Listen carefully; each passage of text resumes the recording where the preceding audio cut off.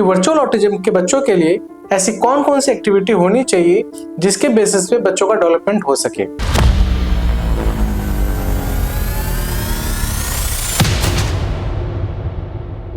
Hello, नमस्कार, मैं doctor Pradeep Kumar from शब्द रिहैब सेंटर। आज मैं बात करने वाला हूँ कि वर्चुअल ऑटिज्म के बच्चों के लिए ऐसी कौन कौन सी एक्टिविटी होनी चाहिए जिसके बेसिस पे बच्चों का डेवलपमेंट हो सके, और ऐसी कौन से घर में एक्टिविटी करानी चाहिए जिसकी वजह से बच्चे में डेवलपमेंट हम अच्छे लेवल पे देख सकते। देखिए, जब ये क्वेश्चन उठता है कि एक्टिविटी बताई जाए, एक्टिविटी को कराई जाए, तो यूट्यूब पे, फेसबुक पे, इंस्टाग्राम पे, ऐसे बहुत सोशल मीडिया पे इतने सारी एक्टिविटी है, हम खुद कंफ्यूज हो जाते हैं कि हम एक्टिविटी कौन सी पकड़े। हम मैचिंग वाली एक्टिविटी पकड़े, हम इमिटेशन कराए, या हम एकेडमिक लेवल पे काम करें, उसके सॉर्टिंग कराए बच्चे को, या बॉल प्रेशर कराए, जंपिंग कराए, या कैचिंग कराए, या ब्रशिंग कराए। तो बेसिकली हम स्टार्ट कहाँ से करें?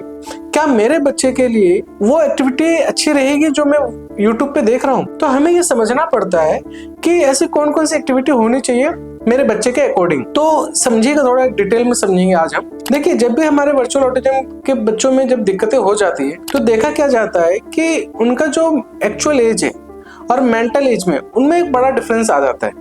जैसे कि अगर कोई बच्चा 5 साल का है तो वो जो भी एक्टिविटी कर रहा होगा वो शायद 3 इयर्स के अकॉर्डिंग कर रहा होगा। मोस्ट ऑफ द स्किल्स वो 3 इयर्स के अकॉर्डिंग चल रहा होगा। ये मैं अनुमान लगा रहा हूँ। कई बच्चे 5 इयर्स के होते हैं लेकिन 4 ईयर के अकॉर्डिंग काम कर रहे होते हैं। मोस्ट ऑफ द स्किल्स में वो 4 ईयर के अकॉर्डिंग चल रहे होते हैं। कोई बच्चा 5 इयर्स का है लेकिन उसका जो मेंटल एज होगा 1 ईयर्स के अकॉर्डिंग होता है। तो इसे कैसे असेस करते हैं हम लोग? जैसे हमारे पे बहुत सारे स्किल्स है, सोशल स्किल्स है, प्ले स्किल्स है, रीजनिंग स्किल्स है, क्रिएटिविटी है, प्रॉब्लम सॉल्विंग स्किल्स है, एग्जीक्यूटिव फंक्शन स्किल्स है, ऑडिटरी प्रोसेसिंग स्किल्स है, और विजुअल परसेप्चुअल स्किल्स है, सेंसरी रीजनिंग स्किल्स है। बहुत सारे स्किल्स होते हैं। लाइफ स्किल्स है, इंटरपर्सनल स्किल्स है, रीडिंग स्किल्स, राइटिंग स्किल्स। तो हमें ये नोटिस करना पड़ता है कि किस स्किल्स में बच्चा, मोस्ट ऑफ द स्किल्स में बच्चा किस लेवल का काम कर रहा है। तो कहते हैं कि अगर 2 साल का बच्चा है ना तो वो कम से कम 3 to 4 स्टेप में एक्शन ले लेगा। 3 इयर्स का बच्चा है तो कम से कम 4 to 6 स्टेप में एक्शन ले लेगा। 4 ईयर का बच्चा है तो 6 to 8 स्टेप में एक्शन ले लेगा। 5 ईयर का बच्चा 10 to 15 स्टेप में भी एक्शन ले सकता है। वो जो भी काम करेगा, चाहे कमांड फॉलोइंग हो, चाहे कोई भी स्टेप में काम करना हो, या मैचिंग करना हो, या इमिटेट करना हो, या मेमोरी में कोई चीज रखना हो, ये कोई भी काम करेगा वो उस स्टेप के अकॉर्डिंग करेगा जिस स्टेप के अकॉर्डिंग उसकी एक्चुअल एज। जैसे मेंटल एज की बात कर रहा हूँ कि मेंटल एज के अकॉर्डिंग वो उतना ही काम परफॉर्म करेगा जितना उसका मेंटल एज के अकॉर्डिंग वो उसकी एबिलिटी है। तो हमें ये असेस करना पड़ता है कि बच्चों को ऐसी कौन सी एक्टिविटी कराए उसके मेंटल एज के अकॉर्डिंग। जैसे 2 इयर्स का बच्चा, मैंने बोला कि 2 to 4 स्टेप फॉलो कर लेता है, तो 2 इयर्स का बच्चा 2 to 4 स्टेप फॉलो कर लेता है, तो हमें कौन कौन सी एक्टिविटी करानी चाहिए जो 2 to 4 स्टेप में हो। अगर वो भी नहीं कर पा रहा तो बच्चा 1 स्टेप में 1 ईयर के अकॉर्डिंग फिर लेके चलना पड़ेगा। जैसे कहते हैं ना कि 1 साल का बच्चा है सीधे 5 साल का काम नहीं करेगा। वो क्या करेगा? 1 ईयर का बच्चा ओनली 1 ईयर के अकॉर्डिंग काम करेगा, फिर 1.5 साल के अकॉर्डिंग काम करेगा, 1.5 के अकॉर्डिंग ईयर के काम करेगा, फिर 2 ईयर के अकॉर्डिंग काम करेगा, फिर 2.5 ईयर के अकॉर्डिंग काम करेगा, फिर 3 ईयर के अकॉर्डिंग, फिर 3.5 ईयर के अकॉर्डिंग, फिर 4 ईयर के अकॉर्डिंग, फिर 4.5 ईयर के अकॉर्डिंग, फिर 5 ईयर के अकॉर्डिंग। तो बच्चा क्या करता है ना कि अपने मेंटल एज के अकॉर्डिंग काम कर रहा होता है, ना कि उसके एक्चुअल एज के अकॉर्डिंग। तो ये जो गैप दिख रहा होता है ना कि बच्चा मान लीजिए 3 साल का है लेकिन मोस्ट ऑफ द स्किल्स में वो 1 साल के अकॉर्डिंग काम कर रहा है, तो हमें 1 साल के अकॉर्डिंग वाली एक्टिविटी पकड़नी है। तो आपको करना क्या चाहिए? मोस्ट ऑफ द स्किल्स में आपको ये असेस करना है कि माइलस्टोन क्या चल रहे हैं उसके, वो जो भी परफॉर्म कर रहा है वो किस अकॉर्डिंग परफॉर्म कर रहा है। 1 साल के बच्चे के अकॉर्डिंग कर रहा है, 2 ईयर के अकॉर्डिंग कर रहा है, कितने साल के बच्चे के अकॉर्डिंग कर रहा है, वो चाहे कितनी भी एज का हो। लेकिन आपको असेस करना पड़ेगा कि एक्टिविटी कराने से पहले कि उसका एक्चुअल एज क्या चल रही है। अब जब आपने मेंटल एज पता कर ली बच्चे की, अब आपको लगे कि मेरा बच्चा 2 साल के अकॉर्डिंग सारा काम करता है, 2 साल के अकॉर्डिंग 2 to 4 स्टेप कर लेता है बच्चा, तो 2 to 4 स्टेप अगर बच्चा परफॉर्म कर पा रहा है तो यानी कि आपको gross motor skills, fine motor skills, ये जो भी हम सोशल स्किल्स की बात कर रहे हैं, प्ले स्किल्स की बात, जितने भी स्किल्स की बात कर रहे हैं, उसका एक माइलस्टोन निकाल लीजिए। गूगल पे जाएंगे ना, gross motor skills at the age of 2, आपको बहुत सारी एक्टिविटी दिख जाएगी। तो उस अकॉर्डिंगली उसको एक्टिविटी लीजिए, क्योंकि ग्रोस मोटर स्किल्स में भी बहुत सारे कंपोनेंट होते हैं, जैसे bilateral coordination, unilateral coordination, body awareness, midline crossing, self care, coordination and balancing, ऐसे बहुत सारे स्टेप होते हैं। टास्क इनिशिएशन, टास्क कंप्लीशन और फिजिकल इमिटेशन, ठीक है, स्टेबिलिटी, कोर स्टेबिलिटी, ये सब बहुत सारे स्टेप होते हैं, कंपोनेंट होते हैं। उस कंपोनेंट में भी बच्चा किस लेवल का काम कर रहा है वो आपको पता लग जाएगा जब आप माइलस्टोन चेक करेंगे। तो आपको क्या करना चाहिए, अगर एक्टिविटीज उठानी है आपको बच्चे के अकॉर्डिंग, तो आप उस बच्चे का स्किल सेट को देखो और स्किल सेट के अकॉर्डिंगली उसका देखो कि वो किस अकॉर्डिंगली काम कर रहा है, फिर जस्ट उसको ऊपर लो। जैसे कहते हैं कि 2 साल से 3 साल के बच्चे ग्रोस मोटर स्किल्स में 2 to 3 स्टेप एक्शन परफॉर्म कर जाते हैं। तो जो भी वो काम करेगा ना, यूनिलैटरल में काम करेगा कोऑर्डिनेशन या बायलैटरल कोऑर्डिनेशन में या बैलेंसिंग में या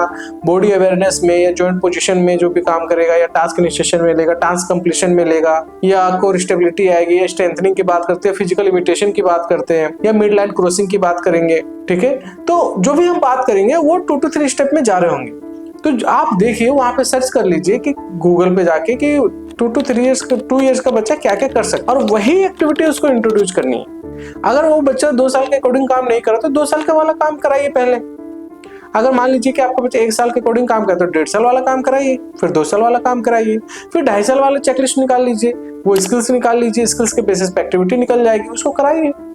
लेकिन यहाँ पे एक बहुत गड़बड़ हो जाता है मामला कि जब भी हम एक्टिविटी कराते हैं ना, तो एक नॉर्मल पर्सन की तरह एक्टिविटी कराते हैं, हम टेक्निक नहीं समझते।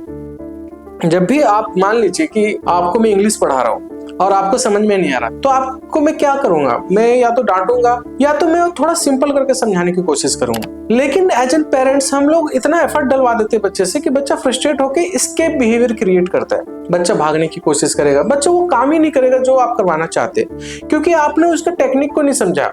एक तो पहले समझना पड़ता है ना कि बच्चा कौन सा लर्नर है, कैनेस्थेटिक लर्नर है, विजुअल लर्नर है, ऑडिटरी लर्नर है, बहुत तरह के लर्नर होते हैं, स्क्रिबल लर्नर है, टू डू लर्नर है, किस तरह का लर्नर है। तो हमें ये नोटिस करना पड़ता है कि बच्चा पर्टिकुलर कैसा लर्नर है, और उस जिस तरह का लर्नर होता है हमें असेस करके पता करना पड़ता है, फिर उसी अकॉर्डिंग उसको सिखाना पड़ता है। जैसे प्रॉम्प्ट को बहुत अच्छे से ध्यान रखना पड़ेगा। जब भी आप एक्टिविटी, कोई सी भी एक्टिविटी कराइए, प्रॉम्प्ट को बहुत ध्यान रखना पड़ता है। प्रॉम्प्ट को पढ़ना पड़ेगा कि विजुअल प्रॉम्प्ट दे रहे हो, कि जेस्चर प्रॉम्प्ट दे रहे हो, कि फिजिकल प्रॉम्प्ट दे रहे हो, ऑडिटरी प्रॉम्प्ट दे रहे हो, किस तरह का प्रॉम्प्ट दे रहे हो, किस तरह का हेल्प दे रहे हो। मतलब कि अगर आज मान लीजिए कि आज आप 20 बार बोल रहे हो बच्चे को कोई काम करने, तो आपको चाहिए ना कि कल मेरा बच्चा 10 बार में बोलूं और वो काम कर जाए, कल मैं 5 टाइम्स बोलूं कल काम कर जाए, 1 टाइम्स बोलूं फिर वो काम कर जाए। तो हमें ये नोटिस करना है कि मैं प्रॉम्प्ट को कितना समझ पा रही हूँ।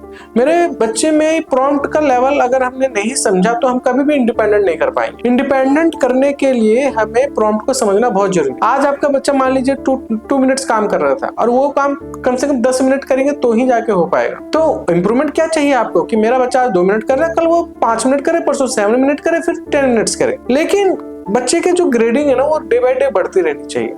तो वही प्रॉम्प्ट है।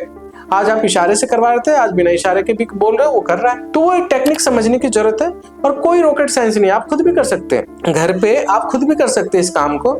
मान लीजिए 2 साल का बच्चा है, वो टी शर्ट में हाथ डालना जानता है कि टी शर्ट में हाथ कैसे डाल सकते हैं। वो अपने हैंड्स को आगे लेके आता है और वो डालने की कोशिश करता है। अब 2 साल का बच्चा वो परफॉर्म नहीं कर रहा, तो आपको क्या करना चाहिए, हैंड टू हैंड सपोर्ट करना चाहिए। प्रॉम्प्ट ये कहता है कि हैंड टू हैंड सपोर्ट करो। हैंड टू हैंड सपोर्ट में भी ये देखो कि कितना % आप हेल्प कर रहे हो, 100% टच दे रहे हो उसको, या 75% टच दे रहे हो, 50% टच दे रहे हो, कितने % टच दे रहे हो। जब आपने ये समझ लिया कि मुझे बच्चे को कम से कम 50% टच की नीड हो रही है, धीरे धीरे क्या कीजिए, फिर उस टच को कम कीजिए, 25% कीजिए, 20% कीजिए, 10% कीजिए, 5% कीजिए, 0% कीजिए, और बच्चा देखिए किसी दिन एक दिन ऐसा आएगा कि वो इंडिपेंडेंटली उस काम को परफॉर्म कर रहा हो। तो टेक्निक को तो समझना पड़ेगा। आप सोचिए एक्टिविटी बता दे जाए, एक्टिविटी कर लोगे और हो जाएगी, ऐसा नहीं होता। आपको एक्टिविटी तो मिल जाएगी दुनिया भर की, बहुत सारे लोग एक्टिविटी बना के देते रहते हैं कि ये एक्टिविटी करा लो, वो एक्टिविटी करा लो। एक्टिविटी कराना इंपॉर्टेंट नहीं है, एक्टिविटी को कराना कैसे है, सिखाना कैसे है। देखिए गोल क्या अचीव करना होता है कि एक तो मेरा प्रॉम्प्ट को समझना होता है गोल में, दूसरा गोल ये अचीव कि माइलस्टोन कवर होने चाहिए। 5 साल का बच्चा तो 5 साल के अकॉर्डिंग काम कर जाए, वो कर जाएगा तो समझ लीजिए सेल्फ लर्निंग स्टार्ट हो गई। सेल्फ लर्निंग जिस दिन स्टार्ट हो गई आपको कुछ करने की जरूरत नहीं पड़ेगी। फिर आप खुद भी अगर ट्रेनिंग नहीं कर रहे ना, वो खुद से दुनिया को देख रहा होगा, सोसाइटी को देख रहा होगा, सोसाइटी में ऑब्जर्वेशन ले रहा होगा और खुद सीखने की कोशिश करेगा। कब तक आप सिखाते रहेंगे, कब तक आप उसके पीछे पड़ेंगे। तो चीजों को, छोटी छोटी चीजों को नोटिस करना जब वो स्टार्ट कर देगा तो अपने आप सेल्फ लर्निंग आएगी, बच्चा अपने आप सीखेगा, आपको पीछे नहीं पड़ना पड़ेगा। लेकिन पहले उस एज का अकॉर्डिंग बच्चे को बनाना पड़ेगा आपको, कि अगर आपको सेल्फ लर्निंग चाहिए 5 साल का बच्चा तो 5 साल के अकॉर्डिंग तक काम सिखाना पड़ेगा, उसकी टेक्निक सीखनी पड़ेगी, उसके तरीके सीखने पड़ेंगे। तो अगर आपको ये नीड हेल्प चाहिए, अगर किसी तरह का हेल्प चाहिए तो आप हमसे कनेक्ट हो सकते हैं, कोई दिक्कत वाली बात नहीं, हम आपको सिखाएंगे और आपको टीचिंग देंगे प्रॉपर वे में। पेरेंट्स को हम लोग बहुत पढ़ाने की कोशिश करते हैं, पेरेंट्स को सिखाते हैं कि थेरेपी के साथ कैसे वो एंगेज हो सकते हैं। और एक्टिविटी तो दुनिया भर की मिल जाती है, लेकिन एक्टिविटी का लेवल नहीं मिलता कि आज मैंने ये कराया कल क्या कराना है, आज मेरा बच्चा ये नहीं कर रहा तो इसके बदले में क्या कराना है, वो चीजें नहीं मिलती है। तो मैं ये कहता हूँ कि सब चीजें मिल जाती है जब आप खूब सर्च करते हैं तो। लेकिन अगर वो टाइम बचाना चाहते हैं कि सर्च ना करना पड़े तो आप हमसे कनेक्ट हो जाइए, हम आपको बता देंगे, फ्री में भी बता देंगे, ठीक है।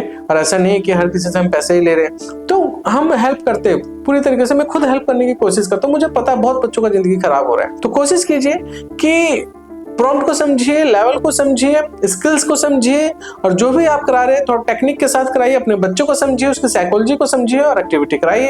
और एक्टिविटी जैसा मैंने बताया आपको मिल जाएगी, और घर पे भी उसी एक्टिविटी को फॉलो कीजिए। और बाहर भी जब आप जा रहे हैं प्ले स्किल्स, सोशल स्किल्स के लिए, उसमें भी एक्टिविटी को एंगेज कीजिए, कौन सी एक्टिविटी आपके बच्चे के लिए जरूरी है। ऐसा नहीं होना चाहिए कि आप 5 ईयर का बच्चा है और 5 ईयर का समझ रहे हो, उसको क्या पता वो 3 ईयर के अकॉर्डिंग काम कर रहा हो, तो 3 ईयर का ही समझना है आपको, 5 ईयर का नहीं समझना। तो इस तरीके से आप अपनी एक्टिविटी को शेड्यूल कर सकते हैं, पे काम कर सकते हैं। तो मेरी वीडियो को सुनने के लिए बहुत बहुत धन्यवाद। अपने बच्चे के साथ काम कीजिए और एक अच्छा रिजल्ट पाइए।